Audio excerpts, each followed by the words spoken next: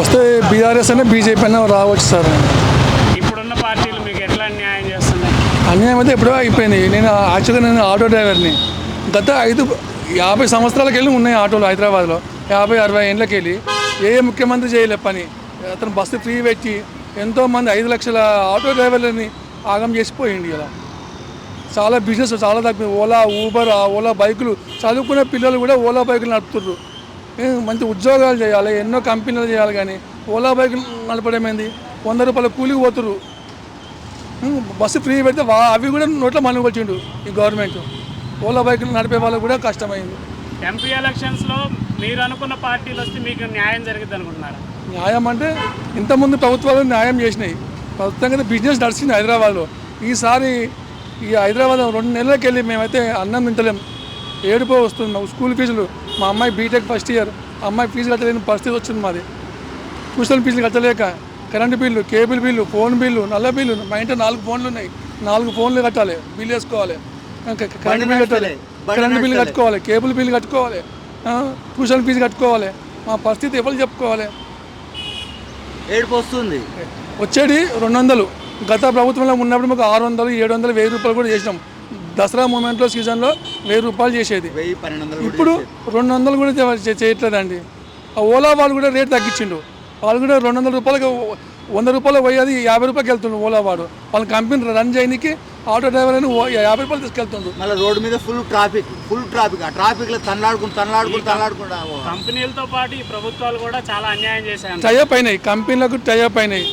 కంపెనీలకు వాళ్ళు ఇచ్చే స్కీములతో గవర్నమెంట్ కూడా నడుస్తుంది. మా ఆటో వాళ్ళ ఏం లాభం లేనట్టుంది. మెయిన్ ఎఫెక్ట్ అది ఆటోల మీద. మళ్ళీ బియ్యం రేటుకి 70 రూపాయలు కిలో బియ్యం చేసిండు. గత ప్రభుత్వంలో ఉన్నప్పుడు ముఖ్యమంత్రి కేసీఆర్ ఉన్నప్పుడు 43 రూపాయలు ఉండే. ఈరోజు అడగండి బియ్యం షాప్లో 1 కేజీ 66 కేజీ 70 రూపాయలు నడుస్తుంది. ఎందుకు పెంచిండు? 2 నెలలు 70 రూపాయలు పెంచాల్సిన అవసరం ఏమొచ్చింది గవర్నమెంట్కు? కొత్త బియ్యం ఈరోజు 5200 రూపాయలు నడుస్తుంది. గత ప్రభుత్వం ఉన్నప్పుడు 38 రూపాయలు ఉండే. ఎంత పెంచిండు ఒక్కసారి? 50 కిలోల బ్యాగ్, 100 కిలోల బ్యాగ్ వేసుకుందామంటే ఇంట్లో కొత్త బియ్యము ఈరోజు అడగండి మార్కెట్లో 5500, 6000 నడుస్తుంది. గత ప్రభుత్వంలో 33, 32 నడిచేది. ఎందుకు పెంచిండు 2 నెలల్లో?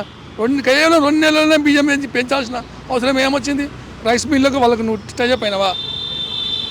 ఎందుకు నువ్వు ఫ్రీ పెట్టాల్సి వచ్చింది బస్సులని? దీనికి పెట్టాల్సి వస్తుంది. నడిపి రన్నింగ్ చేయి. మేమే మీకు ఓటేసినాం కదా, రన్నింగ్ చేయి. ఉత్తగా ఎవరు చేయమని పింఛన్లు ఇవ్వండి, మేము వద్దంటలేదు.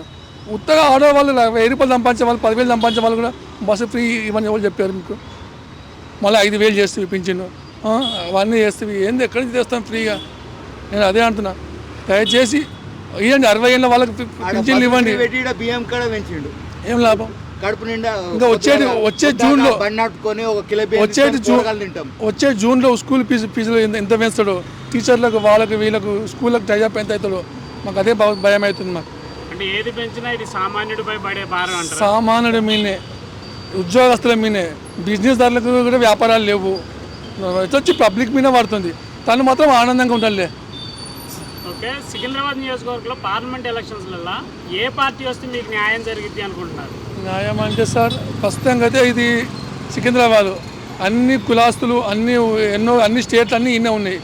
నమ్మకం లాస్ట్ గత ప్రభుత్వంలో ఎమ్మెల్యేకు బీఆర్ఎస్ వచ్చింది, ఎంపీకి బీజేపీ వచ్చింది. ఈసారి కూడా అలానే రావచ్చు అని అనుకుంటున్నాను. మళ్ళీ బీజేపీ వస్తుంది అనుకుంటున్నాను. ఎందుకంటే అంటున్నాను, ఇది సికింద్రాబాద్లో ఎలా ఉంటుందంటే number of states of public is there in our Secunderabad constitution. That's why ఇక్కడ ఆల్సో కేమ్ ఇన్ బీజేపీ ఉంది.